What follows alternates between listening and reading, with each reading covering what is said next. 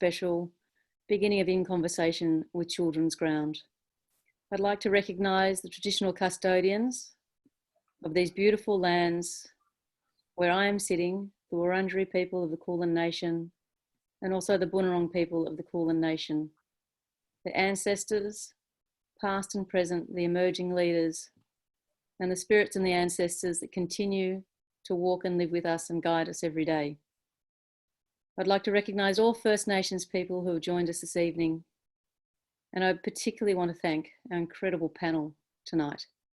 Uncle Jack Charles, William Tilmouth, and Joanne Willmot, who are providing us tonight with a deep In Conversation, all from their personal and lived experiences of this very important day today, which marks Sorry Day.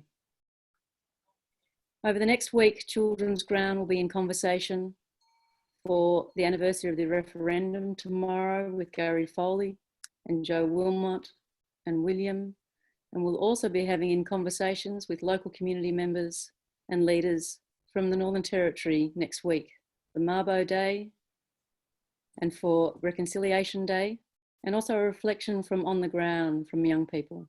And we really hope that you can join us for those important conversations.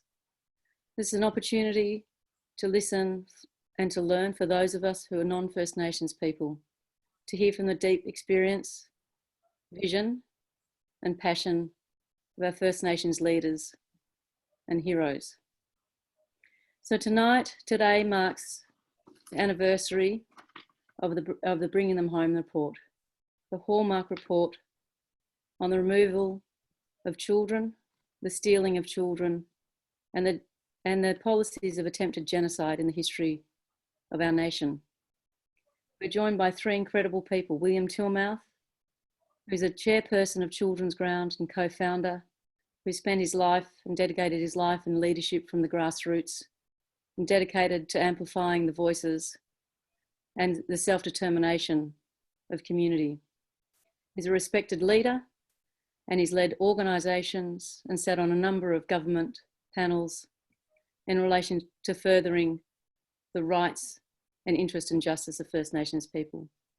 Uncle Jack Charles, an incredible actor, musician, potter and gifted performer, recognised for his lifetime achievement on the stage, his incredible generosity of spirit as a teacher, as an educator, and bringing people through the passion through his lived experience. And Jo Willmot, a Wakka Wakka woman who is also nationally recognised for her decades of commitment, of activism and leadership, and a long history in promoting Aboriginal and Torres Strait Islander rights.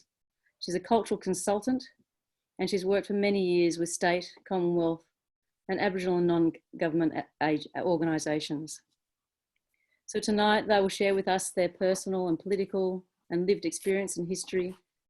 And I have a very incredible honour to be sitting on this panel with them.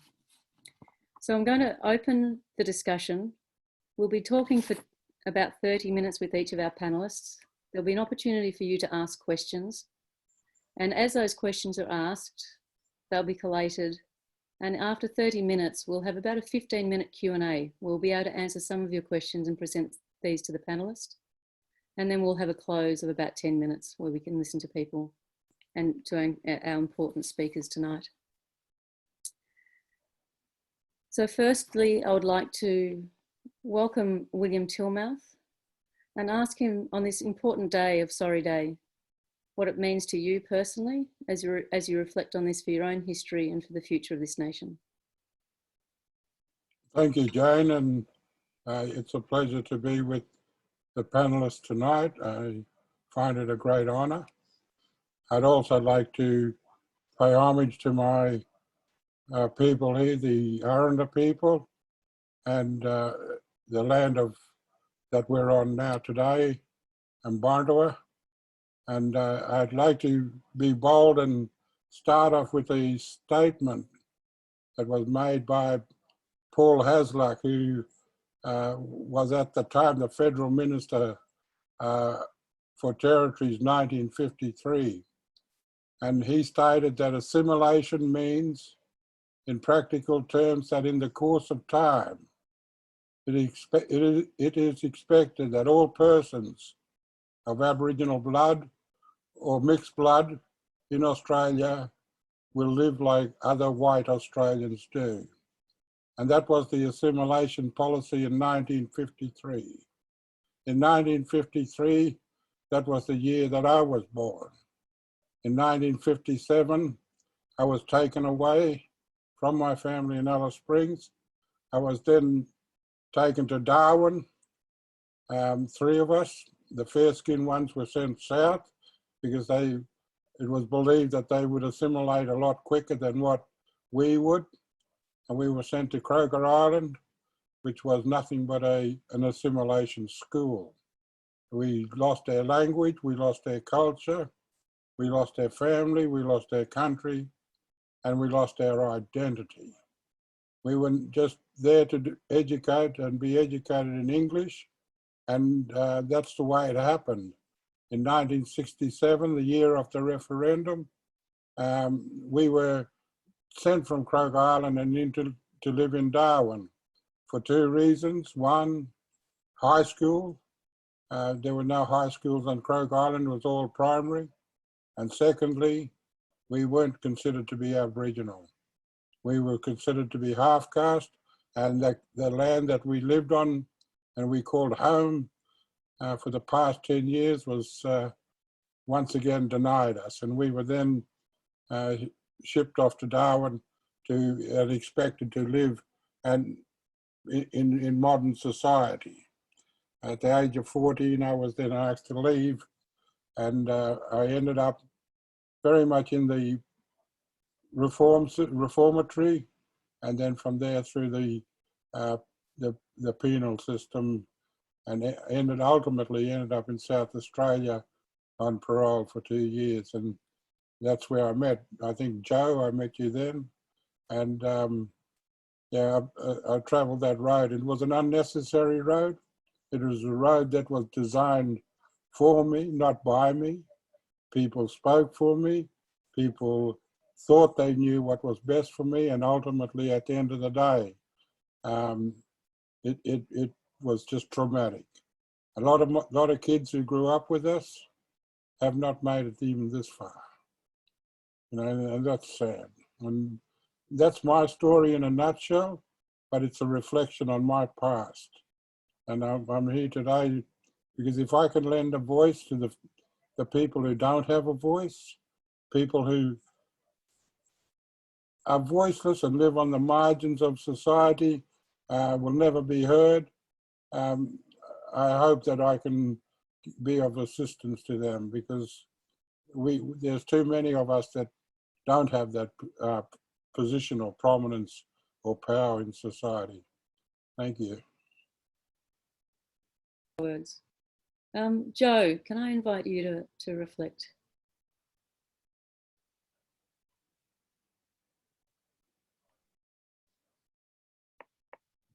My name's Jo Willmot. I'm a Wakka Wakka woman. So I was born in Cherbourg Aboriginal Mission, and under the Aboriginal Protection Act, and I was placed in the Cherbourg Girls' Dormitory, and was not really aware of who I was, where I fit.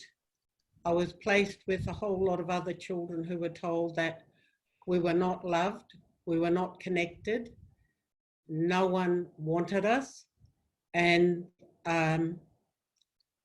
lived under an atrocious regime in that mission and in that dormitory, where we were bullied, we were abused. And in fact, for a lot of us as younger children, even at the age of 5, one of the worst punishments was being placed in the women's prison, which was right behind the girls' dormitory.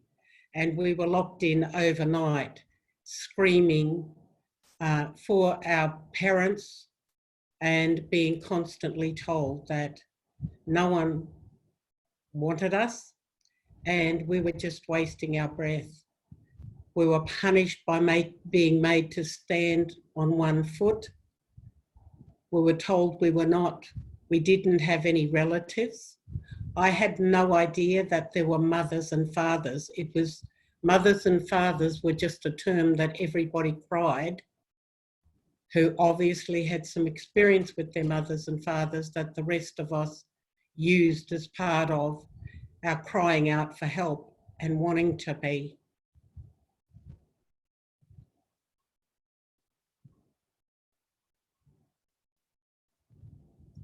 held and protected from the pain, and feeling very vulnerable to what was in store that we had no idea about.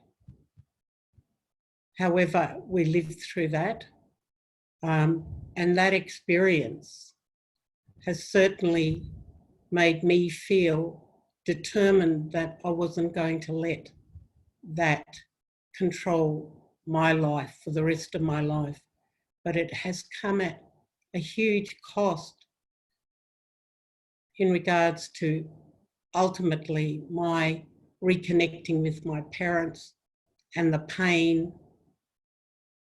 the ongoing trauma that they had to put up with when they were growing up, living with the same consequences of being taken away from their families, and then being removed off the mission to become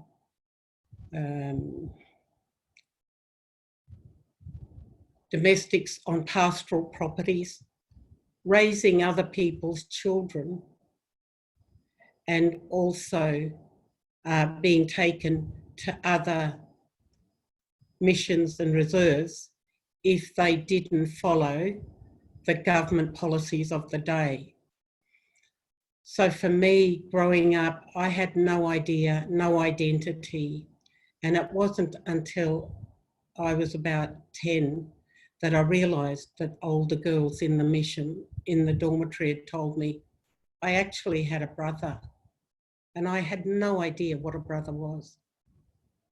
And it was really sad because there was no emotion, there was no feeling, there was no knowing how I should react. And that's something that's carried through with my trauma over the years. And at the moment, I'm in the process of going through the redress.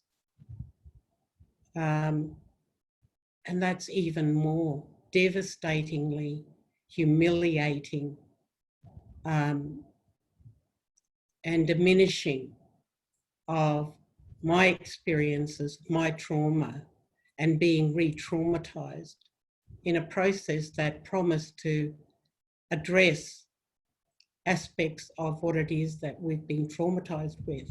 So for me, we can never move forward because we have that past to address, and we can never reconcile until we ourselves take ownership of our part in being a part of all of that genocide, the abuse and the violations that went unreported, and now you've got broken spirited people walking around trying to help other broken and dispirited people. So my journey has been a very long and very heavy one, and in working and talking to other people in this space, none of us want to be victims.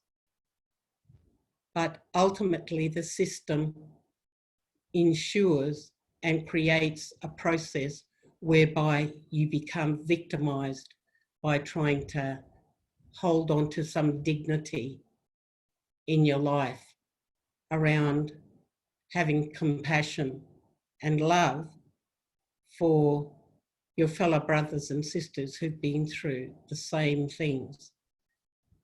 So for me, it's about what changes. Why is it that we as part of the stolen generation need to forgive and forget? And always be the generous ones that say, oh, well, it's okay. We'll just share whatever we get from the government as mere pittance for all of things that we've suffered. And we should be generous in sharing that out. And we should be honoured to be able and grateful for what we're given. But that's what we were told in the missions and the reserves and in the dormitories. We should always be grateful for what we're given. So for me, I'm having some difficulty about coming to terms with that means and why it is that I, as been a victim who's not wanted to be in my life, have to be big enough to stand up and forgive and to be generous. And that's acceptable if we actually do that. Thank you, Joe. It is incredibly generous to share, both you and William, just the deep personal impact of the policies on your life and the life of your families. And, part of the conversation we have at Children's Ground, particularly in Reconciliation Week, is the recognition that First Nations people every single day are trying to reconcile and bring a generosity of spirit to that, to solutions and to walking together with the truth of our history so that we can find a path forward, which is what Reconciliation Week is about. But I think it's often lost that the day to day, the generosity of spirit and the gift that's given by First Nations people always to those of us who are non-First Nation, as you share your story and your vision and your knowledge to bring people through a journey of understanding. So I'm very, very grateful, and I know that everybody listening here will be very moved. Uncle Jack, can I invite you to speak? Yes. I'd like to pay my respects to the traditional owners upon which my block of elderly residents is sited, the Wurundjeri Woi mob. I was actually taken under the assimilation policy in 1943, and so 4 months after I was born at Royal Women's Hospital, like most Melbourne blacks are born at Royal Women's Hospital in Grattan Street, Carlton. My mum managed to smuggle me out and take me up to Dasher's Paddock, and that's where the authorities busted me, and so I was grabbed at 4 months from her clutches and taken to Box Hill Boys Home. To a babies institute in Brunswick, run by City Mission. And I stayed there until I was 2 years old. I got too old for that mission, babies home, so they sent me up to Box Hill Boys Home, and there I stayed for 12 years of my life, reaching 14. I was the only registered Aboriginal kid in that home at that time. From my certain knowledge, I knew of no others. If other Aboriginal kids had been moved in with me, it would have been seen as a failed social experiment, this assimilation policy. And so I was fostered out to the widow Murphy and her twin Bodgie sons up in Blackburn, and went to work the next day as an apprentice glass beveler, doing edge work on mirrors, working there, in a glass factory. I enjoyed the work and that, and experiencing what it was like living as a family member with widow Murphy and her twin Bodgie sons. They had a horse and a dog, and life seemed pretty easy for me at the time. But before I had left, there were a certain number of things that happened to me in that home. One of the main ones was that an uncle and auntie of mine, Uncle Ray Charles, no, not Ray Charles, Uncle Amy and Henry Charles came in to take me on a picnic into the park opposite the Box Hill Boys Home. They said they were my uncle and auntie So that put paid to the fact that everybody was telling me that I was an orphan because I kept on asking as a young kid since I was 2 years old, you know, in the home with my mum and that, you know, because I saw other kids being visited by their mothers and fathers in the home. I had nobody visited me. So about 8 months before I left the home, these uncle and auntie had come in to take me on a picnic. And so I knew that I did have family. So I put up living with the Murphys. In the second year of my apprenticeship, the boys at work had known of my situation, that I was a foster boy. And they did say to me one time, they said, "Oh, a lot of black fellas over in Collingwood, Jackie. I bet you got family amongst them. You go see for yourself." So one Thursday night with a full pay packet, I did head on over to Fitzroy. It was a very brave effort on reflection on my part. I was shitting myself, but nonetheless, I went over there, and as soon as I jumped off the tram on the corner of Napier and Gertrude Street, this old fella pulled me up, and he blasted me. He said, "Charles, you Blanchie, Charles's boy." And of course, I shat myself. And the old fella, he ushers me into the Builders Hotel. And of course, I've entered another world there. Every place in the place seemed to be black. I've spoken about this so often, so it reels off my tongue so easy and that. And from that moment, people were coming up to me telling me that they were my uncle, my auntie, that they were a cousin of mine. And then one old lady croaked that your mum, she's living up in Swan Hill, young fella, you should go and see her. So I head on back to Widow Murphy late that night. You know, I didn't ask her permission. I didn't think I had to ask her permission. So I got back late that night, and I said to Mum, foster mum, "Joy, oh joy, Mum, I just found Mum." And I did expect her to share my joy, but no such luck. She wrangles the story out of me my night at a Fitzroy pub, being recognised as a Charles, but worse still, my pay packet ripped open and a third of it spent. I was so overwhelmed by these beery hugs and kisses of this mob in the Builders Hotel that I shouted beers, and I had a lemon squash myself, and that. She was really angry with me. She told me those people were lying, and I raised my hand to hit her and that, but I didn't. I was so angry with her. So she told me to piss off, go to bed. And no sooner had I put on my pyjamas than when she called me to the front door, and there was a police divvy wagon parked in the drive, and I was driven over to Royal Park Home for Juvenile Offenders. A ward of the state, child of the crown I was. So there I was, locked up, my first offence.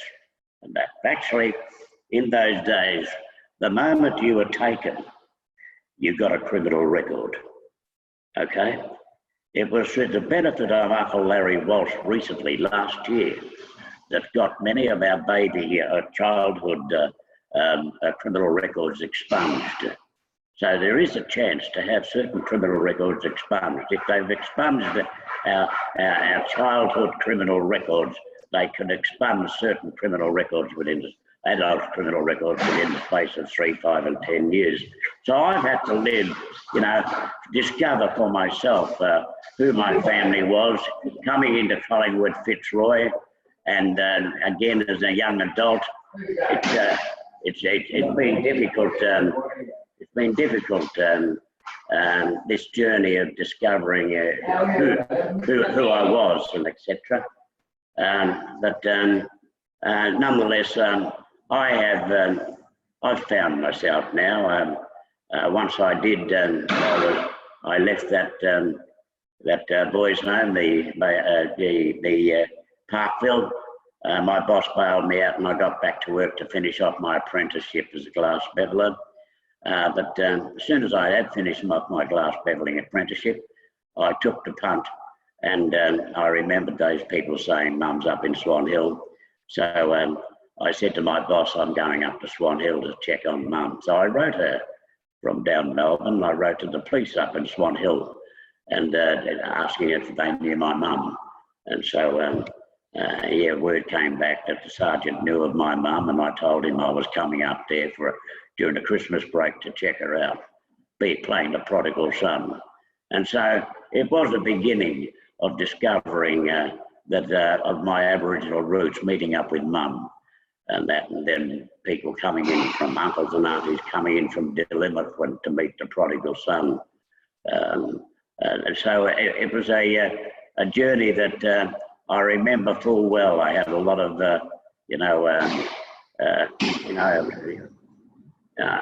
pissed off about the fact that I wasn't able to bond with Mum and with the rest of the family up there in Swan Hill. So I went back down to Melbourne, and because of what happened when I was younger in Fitzroy, I never got bothered going back to Fitzroy because I equated it as doing time if I went to Fitzroy. So I stayed away from Fitzroy, and I became I did a lot of odd jobs and etc. And then I got into theatre at 19.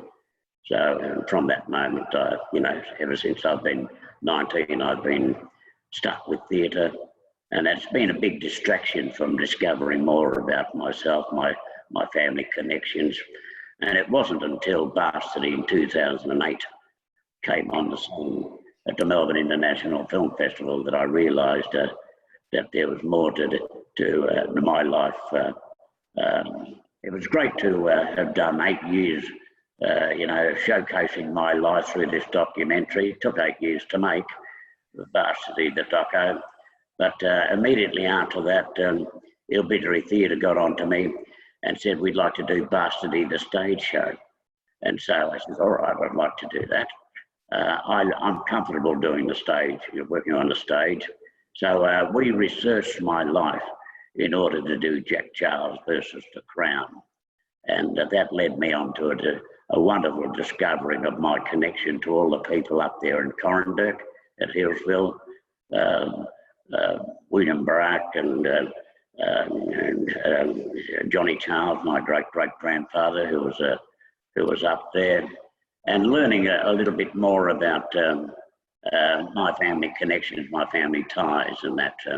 I did discover my brother and 3 sisters, and that, but I am missing 6 more, 6 brothers and sisters, and I don't know where they are. I buried my brother, my brother, Archie Charles, and Eva Jo and Esme Charles. I buried them, and I have one known surviving sister left, Zenith Charles, and that's so we're still alive. And I don't see the nephews or great nephews and nieces much, and that nowadays I'm pretty comfortable being on me Todd on my own, and that I've gotten used to living with myself, and I'm very happy with it. But now I'm a role model. I'm an elder statesman.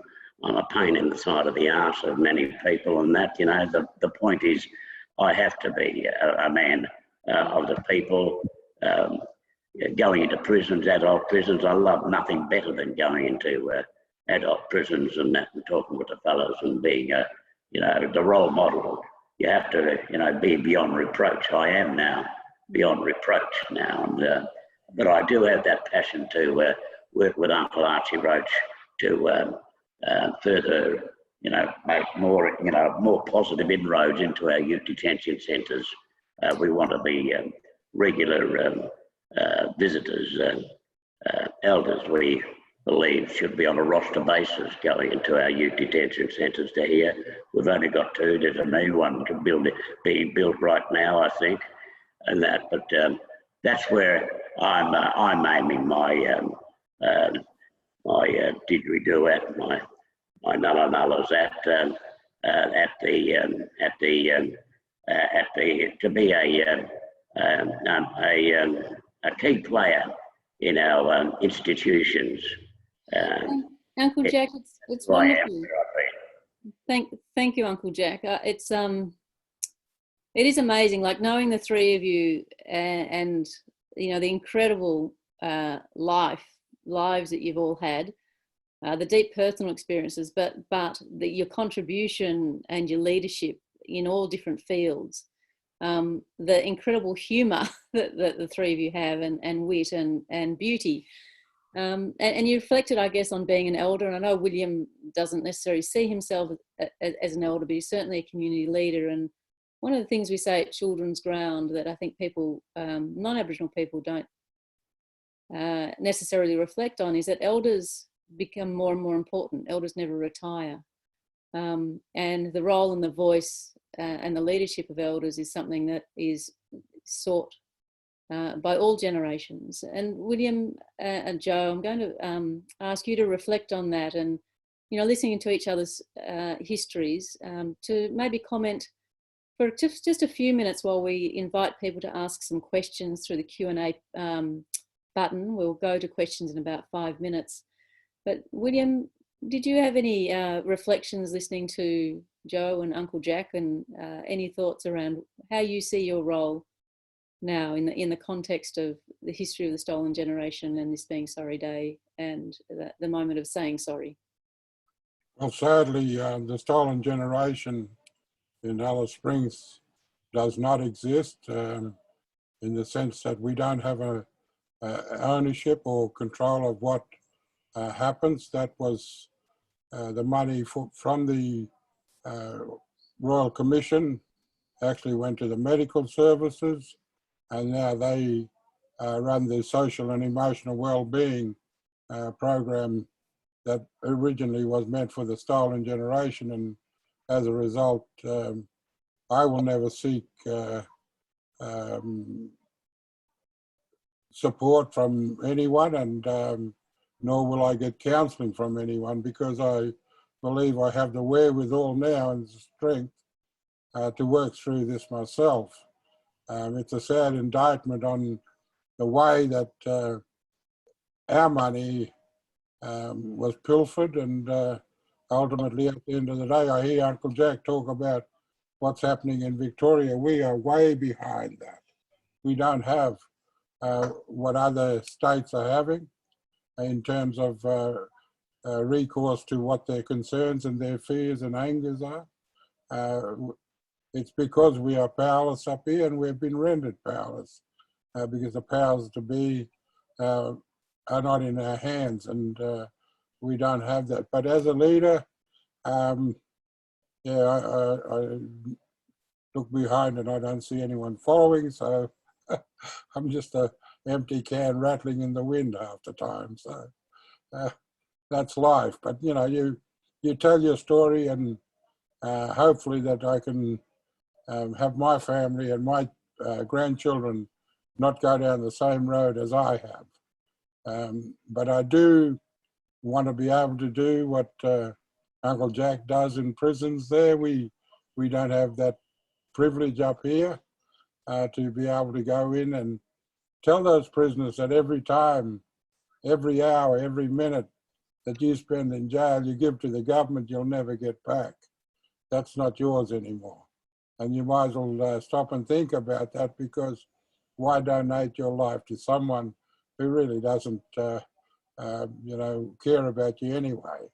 You're just there because you're a meal ticket, your income, and it's an industry up here. And that's one of the messages I would put across.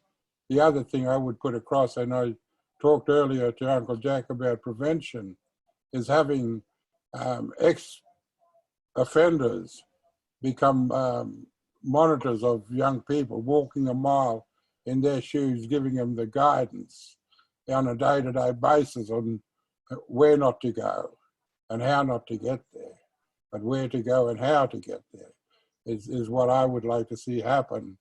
Is that you know, you get paid to prevent kids from getting within the system in the first place, to prevent them getting onto that treadmill that leads them straight into jail.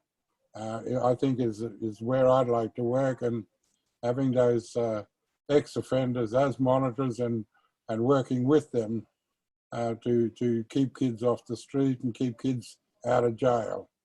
I think that's where I'd like to go. But I have a lot of ideas. I have very little support in getting those ideas fulfilled, but I'll still keep talking and opening my mouth for those people who don't have that voice, who would rather see systems like that happen instead of the same old run-of-the-mill failed policies of yesteryear. Thank you. Thank you, William. Joanne. Thank you both, William and Jack. I just kind of feel like we're climbing the ladder, and you'll get to a certain stage where you're feeling quite comfortable and you feel like you're on a safe rung, and all of a sudden it falls from under you and you slip down and you lose traction. For me, in working with other stolen generations, people who've been removed from their family and from their country as well, not just families. And country is family, and country is what feeds us and nourishes and nurtures us and our spirits. And when you're removed from that and you're taken down a different path that is very foreign to what your ancestors have actually left for you as a legacy, it puts you in a place where you're in no person's land, and you're always struggling to find where you belong, how you exist, and how do you find traction in respect to who you need to be and where you need to go. The last few years I've spent at work influencing our organisation to look at healing programs, supportive, nurturing programs for stolen generations and their families, because our families and the individuals don't get that in the world in which we're living in. They can't access those nurturing, supportive services that are there, where people go out, they go to resorts and they get looked after and pampered and taken care of. Our people have never had that sort of space to be able to sit and reflect on their lives and look at what they've done, and also to be able to experience the opportunity to share themselves with one another, but also their stories with their children, their grandchildren and great-grandchildren. And that comes out of being able to sit in a safe, culturally safe environment where they feel they do have the right to be able to tell their story and to share it without being judged. So healing has been a critical aspect to that. And I see that intergenerationally, that trauma has been relived within the children, the grandchildren and the great-grandchildren and the great-great-grandchildren. So the first generation of stolen gens become the backbone, and they've got to be supported and held to be able to change and rebalance what they've experienced, so that their great-grandchildren are still not living with the consequences of what's happened in regards to disconnection and being left isolated and unconnected to their own spirit, to their own world and to their own countries. So healing for me has to be upfront and foremost, and it has to be supported by all of the programs in the community services sector, ensuring that people are taken care of and that they do feel culturally safe, because our children, our grandchildren and our great-grandchildren are suffering because of the pain we've had to live with, and we think that we've moved through, but we can see it being played out in each of those generations. And it takes a lot for stolen generations to ask for help, because we're told to be really stoic and to be resilient and not to be emotional about what's gone on, and that other people don't have the responsibility and don't need to hear what our pain is. However, in running camps that are healing camps with various practitioners creating a safe, nurturing environment where all they are is being looked after. They don't need to do anything or be anything, just be who they need to be. And when they're ready to be able to share their stories. And what's happened is people have actually asked to have their stories recorded for their children and grandchildren. And we put together discs so they share that with their families when they go back home, and they feel that they're in the right space to be able to share that. And that's part of each generation being healed through the stories, so it isn't revisited on the grandchildren and the great-grandchildren. And it's creating safety nets around whole families and community members, that they have a right to live an unencumbered life of impacts that are around racism and the fact that you're being Aboriginal. So the impacts of being under surveillance, of not feeling safe in an environment. We've witnessed a whole lot of horrific stories of Aboriginal men and women being killed in custody or when they've been arrested. And we can't continue that. There's got to be a powerful voice, and non-Aboriginal people need to stand up and support Aboriginal people in that space, so we aren't feeling like we're the only ones who are speaking out in this space, because we don't have the influence and the power. If we did, we would actually be at the same level of all of those politicians running this country. But we're nowhere near that. So for me, in this space around healing, it's critical that we create that space and allow Aboriginal people and whole communities to heal. Thank you so much, Jo. We're going to move on to some of the questions that people have asked, and the first one sort of, I think, travels well from the conversation you've had, and it's about sort of the outward-looking responsibilities for the non-Aboriginal community. And the first question, I'm going to try and combine two questions because we are sort of moving through. We have a few questions there, but is there a role for Australian governments to take the first step to ensure the true history of Australia, including the brutal history of colonisation, massacres, dispossession, genocide, is told through the schools and embedded in curriculum? And that relates to another question, from a teacher who's watching, around how best to embed a true history of Australia within our schooling system. So I guess there's two questions within that. One is the role of government, and the second is the role of that true history and how that becomes understood and expressed better through our curriculum within the schools. Uncle Jack, would you like to comment on that quickly, and then we'll ask William for a response? Well,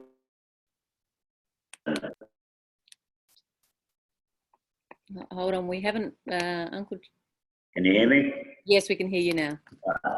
I've noticed that successive federal governments of all persuasions have flatly refused to put truth in history onto our state schools curriculum. Each state has a unique story to tell. And I have been going to schools. Year 10, 12 students are hungry. Here in Victoria, I've noticed, hungry for more information, the truth in history about Victorian history. I have this ache, this need to keep reminding the government to place truth in history above all. the truth in history of Australia. Each state, as I said, has got a unique story to tell. It's we in the arts that have been actually telling the stories of what has been happening. You know, the stories, for instance, of even somebody like Arrernte, Ivan Sen with Mystery Road, and that so many Aboriginal filmmakers and etc., actors and that, we're the ones that have been telling the stories. Black comedy, you know, a great shake-up of shaking the minds and of ordinary Joe Blow, white Australian citizens, but also, you know, putting a smile on the lips of many black people, and that we can have a laugh about ourselves. But you know, really, I'm trying to impress our local government into reconstituting community hubs, community centres. We need them desperately now to stem the tide of the young ones going in, and when they come out, a place for them to go to, a hub. Each large town, small village and that, you know, Shepparton, Mooroopna, Horsham, Melbourne. We need, you know, at least 5 around Melbourne City. Community hubs, 24/7 measures, and that where people can come and to gravitate towards, to reconnect, and that, and have a permanent fixture. They need to be permanent fixtures, and that's how I'm seeking and talking. We'll be talking with Daniel Andrews and the government down here to reconstitute the Ninderbuyer workshop down here in Melbourne, and you know, putting in all the cottage industries there, rooms for us to have meetings. People can do their CBOs in these community hubs, community-based orders. Police can pick up people off the streets and bring them to these places, and that. We used to have them running, but we don't have them anymore. We need to reinvest. There needs to be a lot of money spent. Thank you, Uncle Joe. Thank you. So I think that you know, it is very important to stress that the investment within community is critical, rather than investing all the time in the pointy end. And William often talks about having the ambulance at the bottom of the cliff, but the prevention is investing in the community and building the cultural and social and economic capital of the communities where children live. William, can I go to you for the next question? And I'm going to combine 2 of these. One is, how have you connected with your land, culture and family as an adult due to being robbed of it as a child? And then also I wanted to, this sort of combined with what are the positives that will come out of the extraordinary film In My Blood It Runs, a film that came through the work of Children's Ground, is directed by Maya Newell, of which you are an advisor to. Can I ask you to reflect on that, and then I'll go to Joe. Coming back home was never easy. If anyone thinks that it, you know, there was a easy road back, I mean, it wasn't easy. I mean, you got to get to know people that you never knew. You had to. My father was still alive. I couldn't talk to him because he didn't know anything about me, and I didn't know anything about him. And we'd sit there just looking at each other, and it's not easy. And ultimately, at the end of the day, because I had been in a bit of strife, that my reputation had preceded me via my older brother. But I felt that at times that, you know, there was no space for me. There was no room for me. There was no welcoming home, no acknowledgement. And so I just drifted, and slowly I found my way back to a family out bush. I got to know them.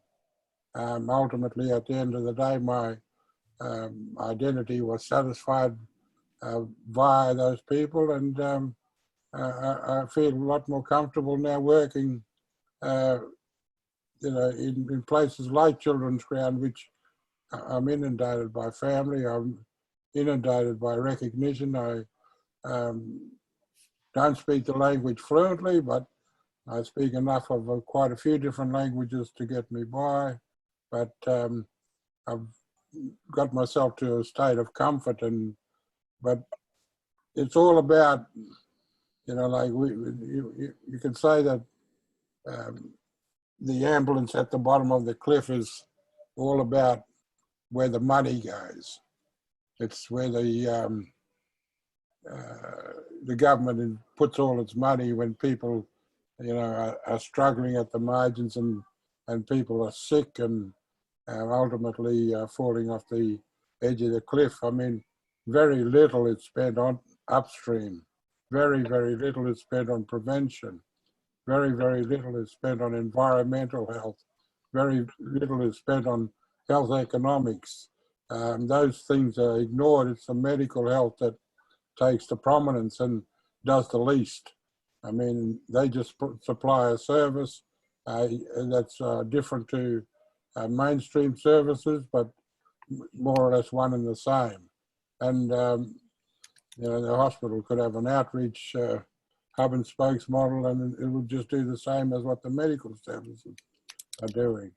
But it's upstream that I want to work. It's upstream that prevents from those people going down that road of falling down that cliff and ultimately into that ambulance and then off to the morgue. You know, it's a lot of illnesses, you know, are about that. I mean, if you got a house that you don't have water running, you don't have water to shower with, you don't have safety and security, and you don't, you know, have that electrical stuff, electricity running through your house, I mean, you're prone to getting sick, you know, you're prone to having all those illnesses.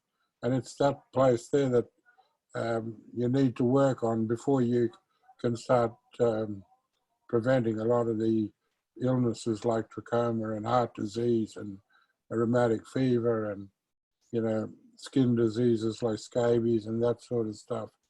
You need to work upstream and spend your money up there, but emotionally too. I mean, Children's Ground itself is about a prevention strategy. It's getting everyone working together for the rights of that child to grow up in an environment that they can feel safe and secure and achieve in life to come. So it's about prevention with me. And as I said to Uncle Jack, you know, having ex-offenders walking a mile with those young, potential young offenders and keeping them on the straight and narrow is probably the best thing in terms of prevention. But governments doesn't see keeping people out of jail, keeping people out of hospital as a way of funding. They'd rather spend the money at the curative end, and a lot of that money is wasted. So that's mine. Thank you, William. Joe, would you like to reflect? We've got a lot of questions coming in. I'm aware of the time, and we'll need to begin to wind up soon. And I'm just going to run through some of the themes of the question before asking you the final question. But we've had questions in relation to the intersection with family violence, the criminal justice system, the importance of research, the impact of trauma on children and families, the importance of potentially a truth museum, the role of allies and non-Aboriginal people in, you know, shouting out loud and supporting the voice and other actions they can take. But I did want to go back to you firstly because I know that you have a deep feeling for the film In My Blood It Runs, and you're also an advisor to the film through the impact phase. So would you mind commenting on that question and making any closing remarks before we move to Uncle Jack? Okay. Just going back to the government question, I think the government is a reflection on the people. And if people are fired up enough, the people are the ones who give direction to the government around where it is that they should be looking at that prioritises funding, especially economic independence in our communities for our families. And if you look at the last 250 years, it's not just been stolen generations. People have been stolen off their land. There've been massacres and there's been abuses and violations of human rights. And with each generation, none of that has stopped. So everybody's assuming that after 250 years, that Aboriginal people, somehow or another, we're a whole cohesive group of people. And I'd like to see other people actually come through that fire and that dysfunction when all it has been is created deficits, and that the infrastructure and the systems that Aboriginal people had before 250 years were never ever replicated in the sense of keeping the community thriving and growing and evolving, and Aboriginal people in control of that. So it's up to the populace across Australia, the people who can have the greatest influence on government policies and the way government responds. Aboriginal people keep doing their part, but we don't have the power, that power to influence. We've been doing it for the last 250 years, and we're still asking for the same things that our predecessors had asked for. Thank you. In My Blood It Runs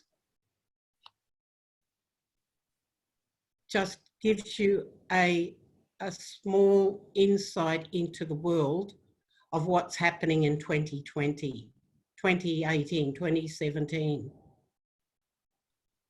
And I know that when we started out in the 60s and there was a revolution about Aboriginal people wanting to regain some control and power over determining their own future, that we never thought that in 2020 we'd be having the same conversations, and that a documentary by a wonderful, articulate, eloquent young man who shows the world how much he's loved by his family and supported to be able to share that story and to get people thinking about it. In my organisation, we spend a lot of time with all of the agency having to look at that and reflect on it, and also do the reflections with the Aboriginal staff, so that the conversation has to continue.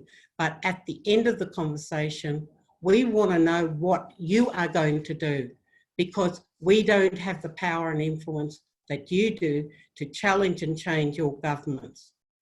That's brilliant, Jo. And I think there are times where people do sit back waiting for, you know, the voice and to stand behind First Nations people. But I think, you know, the compelling message that you've given me over decades now is that non-Aboriginal people must hold their voice in the systems and powers and structures that non-Aboriginal people have influence in, and be fearless in exercising that voice. And that is our responsibility as part of citizens of this country who have benefited over too many years of the theft of your families and your cultures and your land. So thank you so much for sharing that with us. Uncle Jack, we have a few minutes left before we close. Do you have any final comments? Just one is that I would dearly love, I believe the process for awakening the doldrums of ordinary Joe Blow, the Australian citizens, would be that we go down this track of bleeding each state's unique history, as I say it, onto their school's curriculum. I think once where that's embedded into the system, into the education system, henceforth I'll be long dead perhaps when this comes about. But by this method that we'll be getting when time comes for a referendum, we can safely go to the Australian people and ask for, you know, unique considerations in changing the status quo and making lives better. So That's you know what I'm on about. You know, we cannot change the minds of people who are who don't really know us. They know, all they know of us is that we're Aboriginal. But if we had this each state's history taught onto the school's curriculum from an early age. I've been going into schools, primary schools and that, and I get a lot of support doing talks on my my management has developed a show called Nights with Uncle Jack Charles at the Curtin Hotel, or some establishments, some community centre, or at the Spiegel tent. It fills the place fills up with people wanting to know, just from one elder like myself, my unfulfilled wet dreams, and that I put across to them, and we have wonderful Q&As after it. They're into their second cup by the time after interval and that, and so they get a full understanding of a bloke like me who's lived, you know, with my lived experiences and etc., trying to be a, you know, be the walking, talking role model. And I have ideas, the ideas of, you know, educating the masses about the true history of each state is a wonderful beginning and a great way to go. Yes. Thank you so much, Uncle Jack. I want to notice the time, and we're going to close now. I want to thank the three of you for you are our elders, you are our knowledge holders, you are our history, you are our future, you are people that we look up to, you're our professors. You have given your life to teaching, to sharing the most intimate parts of your personal stories and your political histories and your families, your life and your culture and your knowledge. And it is incumbent on those of us who are non-First Nations to do better, to listen more deeply, to listen to the message that you have, to try to honour that history, to be fearless in speaking the truth, to push for those sorts of changes that you've all been speaking about tonight. I can't thank you enough. I want to thank all of you who have joined us this evening.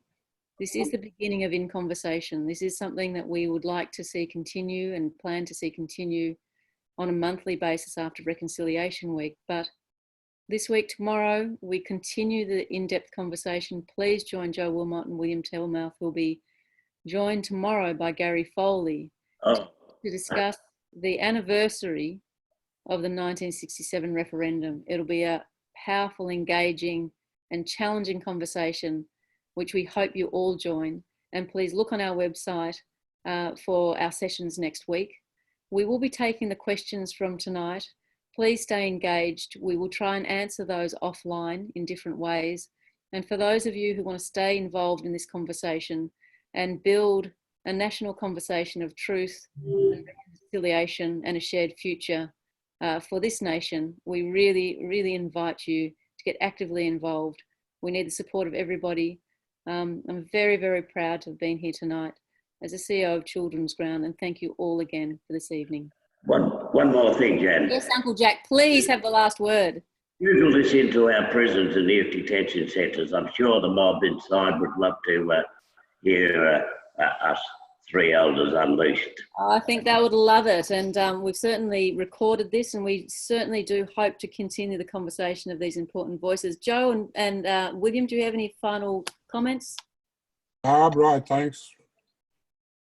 I just look forward to ongoing robust discussions, and I want to be able to hear the voices of non-Indigenous people in regards to the response that talks about their action for change. And just to clarify, the session tomorrow is at midday Eastern Standard Time. Thank you again. You're absolutely wonderful. Recognise all of you on this important day. Take care. Thank you. Thank you. Good night.